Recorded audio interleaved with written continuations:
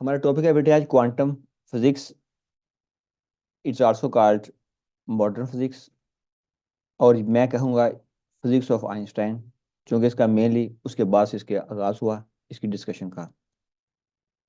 इसमें पहली बात आती है लाइट क्या होती है। लाइट बेटे हमारे पास वेव नेचर है लाइट की, कि पार्टिकुलेट नेचर है। इसके बारे में साइंटिस्ट की बहुत ज़्यादा बहसें हुई, उनके मुख्तलिफ आर्गूमेंट्स आए, उन्होंने बाकायदा एक्सपेरिमेंट के थ्रू प्रूव किया। लेकिन मेन जाती है कॉन्ट्रीब्यूशन आइंस्टाइन को, उसने इसको फिर अथेंटिसिटी दी कि ये वाकई पार्टिकुलर नेचर भी इसकी है। अब वेव नेचर के हवाले से बेटे आपसे एग्जाम में क्वेश्चन आता है जी कि how can you show that electromagnetic radiation behave like wave. तो ये बेटे हमारे पास आएंगे कि the phenomena of diffraction, interference and polarization, these are the experimental proofs which shows that electromagnetic radiation behave like waves। और ये किसने किया था? जस्ट मैक्सवेल ने, और भी साइंटिस्ट थे जिन्होंने ये मॉडल प्रपोज किया था। Particular nature of electromagnetic radiation, ये मेनली हजरत आइंस्टाइन को जाता है इसका क्रेडिट, कि Albert Einstein postulated that light is quantized. Quantized mean consist of packets of energy. Light behave like particles. The name given to these particles और packets of energy is called photon. अभी बेटे 2 marks की आती है definition के photon क्या होता है। What is a photon? आप सिंपली बोलेंगे, ये लिखा ना photon can be define as, ये जस्ट मेकअप सेंटेंस है, एज ए फॉर्मेलिटीज की जरूरत कोई नहीं होती। A photon is electromagnetic radiation of energy H F, बल्कि ये क्या है जी, a quantum of, a quantum of electromagnetic radiation. आप बोल दें पैकेट ऑफ इलेक्ट्रोमैग्नेटिक रेडिएशन तो भी एग्जामिनर माइंड नहीं करेगा, पैकेट ऑफ इलेक्ट्रोमैग्नेटिक रेडिएशन। इसकी एनर्जी होती है एच एफ, और एच यहाँ पे क्या है बेटे? प्लैंक्स कांस्टेंट है। F is the frequency of the electromagnetic radiation. अब ये कहते हैं, इसको हम यूं भी कह सकते हैं कि energy of photon equal to E equal to H F. F बेटे यहाँ के आगे फ्रीक्वेंसी, राइट। अब देखेंगे एनर्जी किसके प्रोपोर्शन है? फ्रीक्वेंसी के, क्योंकि एच प्लैंक्स कांस्टेंट है। Higher the frequency, like ultraviolet wave, उसकी फ्रीक्वेंसी हाई होती है, तो जो एनर्जी ऑफ, जो होगा ना photon of ultraviolet ray, it's more energetic than photon of red colour, क्योंकि उसकी फ्रीक्वेंसी कम होती है, उसकी एनर्जी भी कम होगी। अब बेटे ये फॉर्मूला ये यूं भी कह सकते हैं कि आप जानते हैं कि एफ एफ क्या होता है, you know C equal to F lambda, C equal to F lambda, फिर एफ क्या होगा? Equal to C over lambda. तो ये बन गई equation H C over lambda. तो बेटे ये फॉर्मूला भी आपने याद रखना है एनर्जी ऑफ फोटॉन के लिए, अगर आपको लैम्डा दिया हुआ है। नोविसिया क्वेश्चन कहता है प्लैंक्स कांस्टेंट की वैल्यू आपको दी हुई है, कहता है find the energy of high energy gamma ray photon. उसकी अपडेट आपको दे रहे हैं, ये फ्रीक्वेंसी है। तो भाई simple formula E equal to H F, H आपको दिया हुआ है, आपको बेटे फ्रीक्वेंसी दी हुई है, आपको मिल जाएगी energy of this photon. Okay जी, नेक्स्ट कहता है आपसे light emitting LED emit a light of wavelength 670 nanometre, ये लैम्डा में दिया यहाँ पे उन्होंने। The radiant power of the light from LED is 50 milliwatt, calculate the rate at which photons are emitted। अब बेटे पहले फाइंड करेंगे energy of one of the photon. Formula बताया था मैंने आपको, E equal H C over lambda, right. H you know 6.63 into 10 power -34, और बेटे सी है speed of light 3 into 10 power 8, divided by lambda पे क्या दे रहे हैं आपको? 670 नैनोमीटर। 670 इंटू 10 पावर -9, आपको बेटे मिलेगी energy of one of the photon, ये आ जाएगी 2.97 into 10 power -19। When you get the energy of one of the photon, आप बेटे फिर टोटल पावर को, जो पावर है एलईडी की 50 मिली वॉट, उस पर डिवाइड कर लें।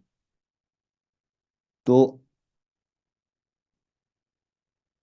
50 मिली what 50 into 10 power minus 3 and 2.97 into 10 power minus 19, 2.97 into 10 power minus 19। तो बेटे आपको उसका मिलेगा answer 1.68 into 10 raise to power 17 photons per second. इतने बेटे फोटॉन एक सेकंड में इमिट हो रहे हैं। इंसानों की तादाद का हम क्या करें देखें, अल्लाह पाक का जो ये निज़ाम है। Experiment demonstration for the light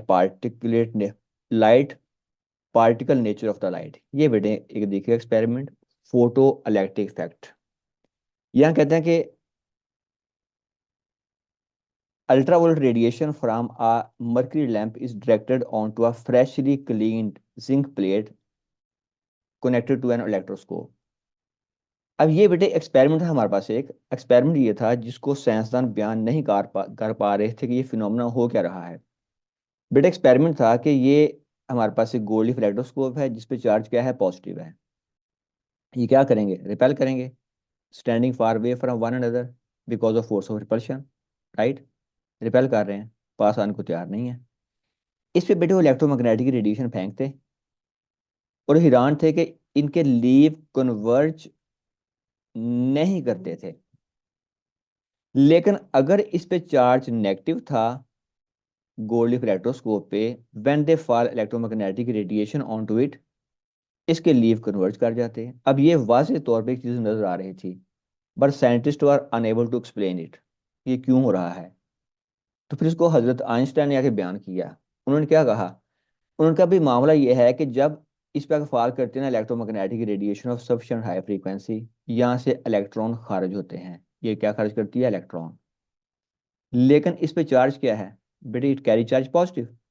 ये दोबारा उन इलेक्ट्रॉन को पुल बैक कर लेती है, लिहाजा इसके चार्ज में कमी नहीं आती, लीव कन्वर्ज नहीं करते, लीव नॉट कन्वर्ज। ओके जी। तो ये बेटे बात सही थी उनकी। उनका चूंकि यहाँ चार्ज क्या है, नेगेटिव चार्ज है, when electromagnetic radiation fall on it it give out electron। और चूंकि ये खुद भी नेगेटिव है, इसने कहा चलो भाई भाग जाओ, इलेक्ट्रॉन लीव दिस सरफेस। जब इस पे चार्ज कम होना शुरू हो गया, इसके लीव बेटे कन्वर्ज करना शुरू कर गया। तो ये एक दलील थी बहुत स्ट्रॉन्ग, जिसको हजरत आइंस्टाइन ने आके बयान कर दिया, एक्सप्लेन कर दिया। Sensor fail to explain this phenomena before Einstein, why it happen. ठीक है जी। अब देखें बेटे हमारे पास जो फिनोमिना आ रहे हैं फर्दर इसकी डिटेल में। Photo electric mission, how can we define the photo electric mission. जैसे कि नाम से ज़ाहिर है, photo mean light, light fall होती है तो इलेक्ट्रॉन खारिज होते हैं। emission of electron from surface of metal when it's exposed to electromagnetic radiation of sufficient high frequency। बल्कि बेटे आप साथ ऐड करें term cold metal, which metal, ये कहीं खुदा ना खासा थर्मियोनिक मिशन ना शुरू हो जाए। Cold metal, emission of electron from cold metal, ये बेटे हमारे पास कोल्ड मेटल है। इस पे जब आपने electromagnetic radiation of sufficient high frequency की फाल की, तो बेटे यहाँ से इलेक्ट्रॉन बाहर खारिज होना शुरू हो गए। इस फिनोमेना को नाम दिया हम लोगों ने फोटो इलेक्ट्रिक इफेक्ट। ओके जी। एग्जाम्पल ये है हमारे पास, क्योंकि metal plates like zinc emit photo electron when illuminated by ultraviolet radiation. यही बात यहाँ एक्सपेरिमेंट किया गया। यहाँ बेटे एक्सपेरिमेंट बड़ा इंटरेस्टिंग एक्सपेरिमेंट है कि they set the apparatus as shown in figure. यहाँ देखें बेटे उन्होंने क्या किया कि they attach it with the negative terminal. यहाँ क्या प्रेशर आ गया, नेगेटिव। यहाँ पे क्या प्रेशर आ गया, पॉजिटिव। अब देखें ये ओपन सर्किट है, करंट पास नहीं करेगा। When they for electromagnetic radiation over here, अगर फ्रीक्वेंसी कम है, क्या कम है, फ्रीक्वेंसी, तो फोटो एमिशन शुरू नहीं हुआ। जब फोटो एमिशन शुरू नहीं हुआ तो करंट यहाँ पे क्या है बेटे, जीरो है। उन्होंने फ्रीक्वेंसी सेम रखी, दे क्या किया उन्होंने, F kept same, increase intensity, उन्होंने उसकी इंटेंसिटी बढ़ा दी उसी रेडिएशन की, इंक्रीज इंटेंसिटी। लेकिन फिर वाकया पेश क्या आया,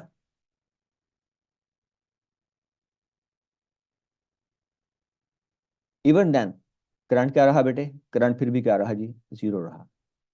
इसका मतलब है अगर फ्रीक्वेंसी कम है खास वैल्यू से तो इंटेंसिटी बढ़ाने से भी फोटो करंट हमें नहीं मिलेगा।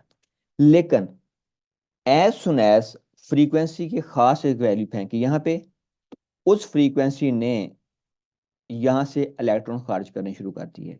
जो इलेक्ट्रॉन यहाँ से निकले, यहाँ क्या पड़े, चार्ज है नेगेटिव, ये इलेक्ट्रॉन को रिपेल करेंगे, ये पॉजिटिव अट्रैक्ट करेगा, तो बेटे यहाँ इलेक्ट्रॉन का फ्लो इजीली शुरू हो गया और करंट की हम भी रीडिंग यहाँ बनना शुरू हो जाएगी।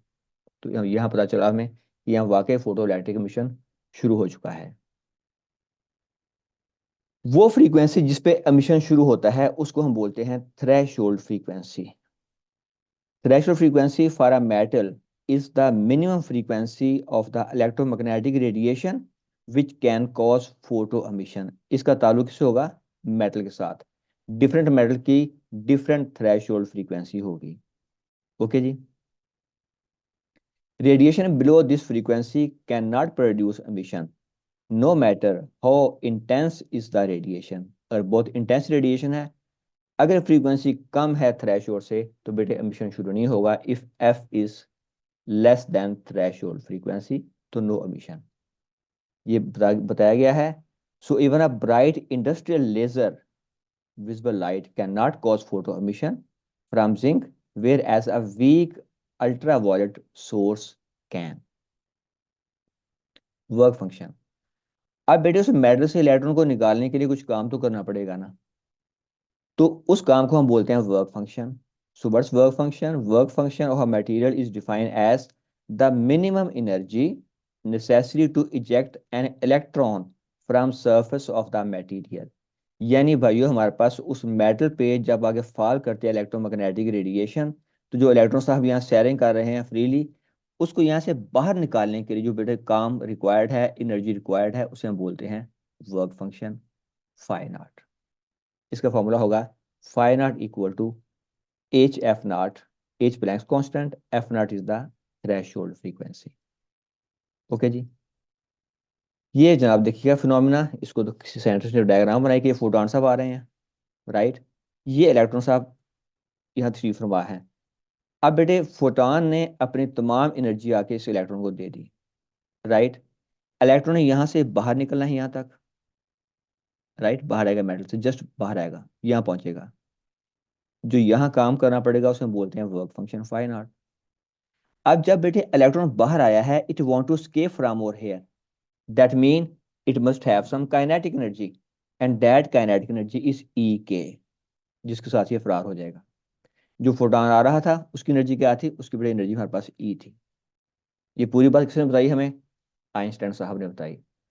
तो अब यहाँ क्या बनी इक्वेशन की, जो एनर्जी ऑफ फोटॉन थी उसने दो काम किए। Number one, it eject the electron from the metal surface, work function, and the ejected electron have some kinetic energy ek, it's called the Einstein photoelectric equation। Okay.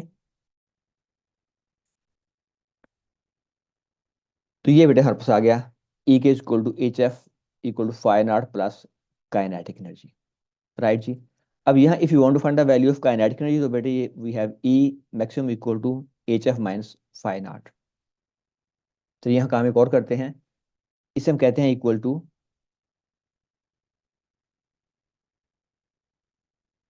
H F minus जो work function है, इसे लिख लें हम H F naught, if you don't mind, H F naught. अब हम बेटे यहाँ एच कॉमन निकाल लेते हैं, तो क्या आ गया, F minus F naught. So we have no delta E, right, equal to H into F minus F naught. तो अब बेटे में अगर इसका डेल्टा ई के over F minus F naught, ये क्या होगा, इक्वल टू प्लैंक्स कांस्टेंट। तो इसका बड़े मतलब हुआ कि अगर मैं ग्राफ प्लॉट करता हूँ, माजरत ड्राइंग वगैरह इतनी अच्छी नहीं है, frequency versus kinetic energy graph, तो बेटे ग्राफ क्या होगा, स्ट्रेट लाइन। ये जिस जगह पे आगे कट करता है फ्रीक्वेंसी एक्सिस को, इसको हम बोलते हैं बेटे थ्रेशोल्ड फ्रीक्वेंसी। और जो इस ग्राफ का होगा ना ग्रेडियंट, वो होगा प्लैंक्स कांस्टेंट। क्या है इसका ग्रेडियंट, इक्वल टू एच, यानी कि Planck's constant.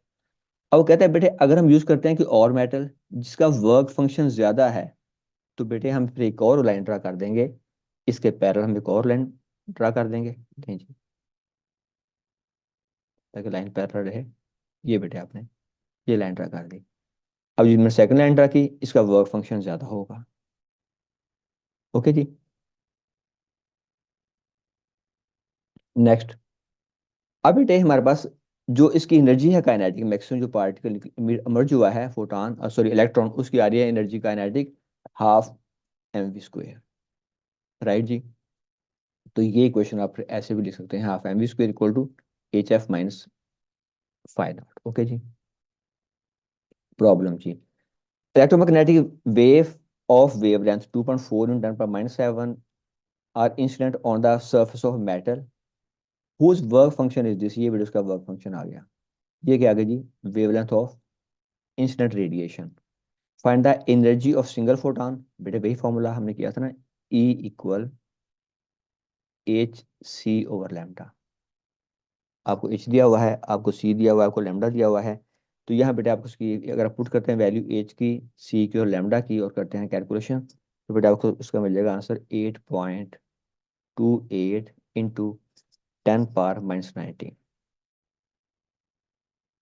Then calculate the minimum kinetic energy of electron release from the matter.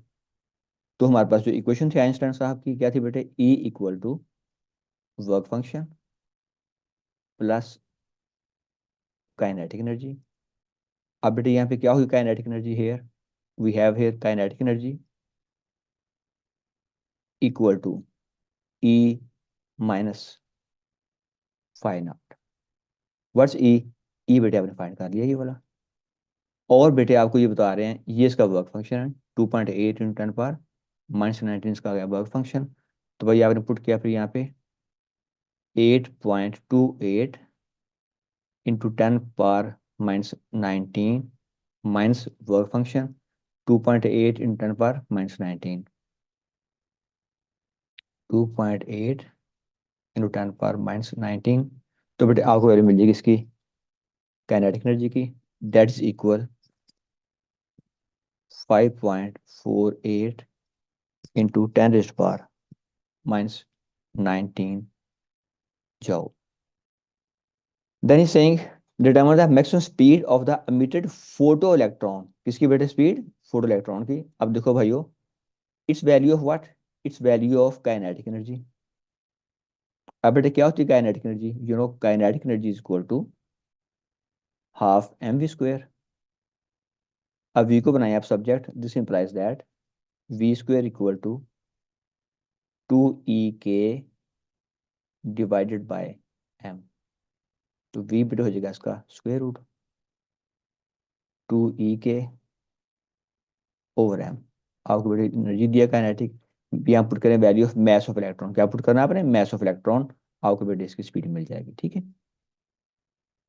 Next चीज, ये बेटे एक और प्रॉब्लम है इसी तरह से कि when electromagnetic radiation of wavelength 2000 nanometer incident on a metal surface, the maximum kinetic energy of the electrons released is found to be this। ये बेटे आपको दे रहा है maximum kinetic energy, find the work function।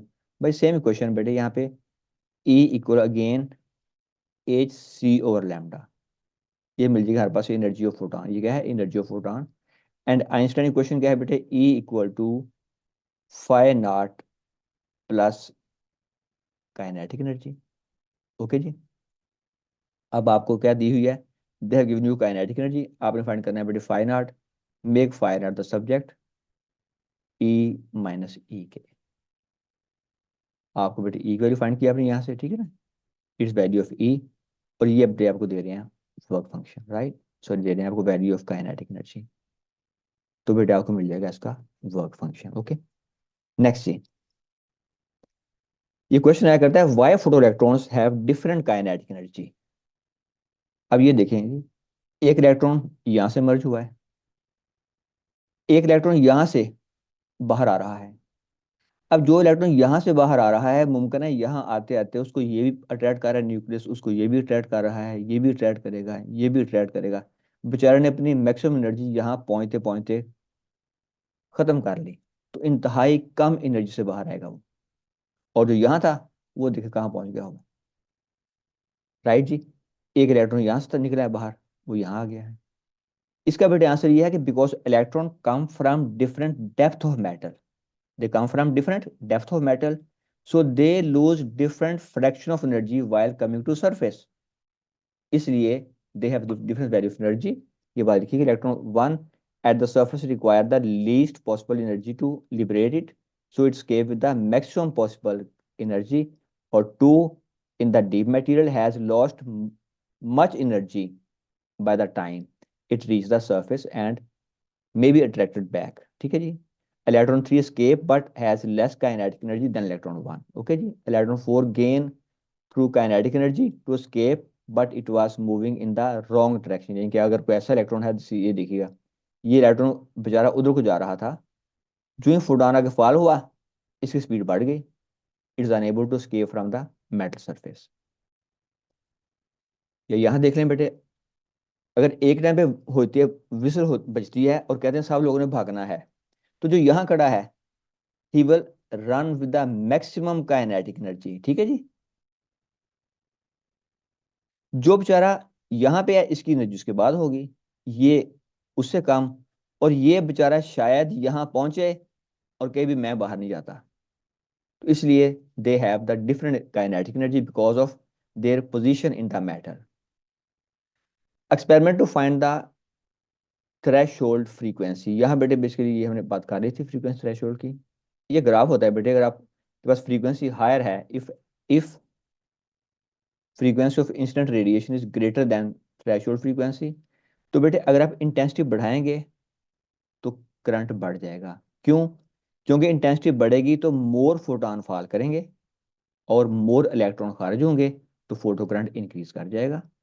Incident increase in the number of incident photon per unit time increase the number of photoelectron as such photon each photon emit an electron, therefore photocurrent increase proportionally with the light intensity। Experiment to find the maximum kinetic energy of the photo electron, but अब उन्होंने scene उल्ट कर दिया है। उन्होंने किया कि इस प्लेट को कर दिया उन्होंने पॉजिटिव, इसे कर दिया नेगेटिव उन्होंने। अब ये बेटे पॉजिटिव पोटेंशियल आ गया यहाँ पे, यहाँ क्या आ गया, नेगेटिव पोटेंशियल। अब अगर यहाँ के फॉल करते हैं electromagnetic radiation, if an electron comes out, plate E will attract it and C will repel it, only energetic photoelectron can reach here। Okay जी। अगर बेटे आप ये पोटेंशियल बढ़ाते जाते हैं, if you keep increasing this potential, right, तो इस इलेक्ट्रॉन को आगे जाने के लिए ज्यादा काम करना पड़ेगा, राइट, और एट सर्टेन वैल्यू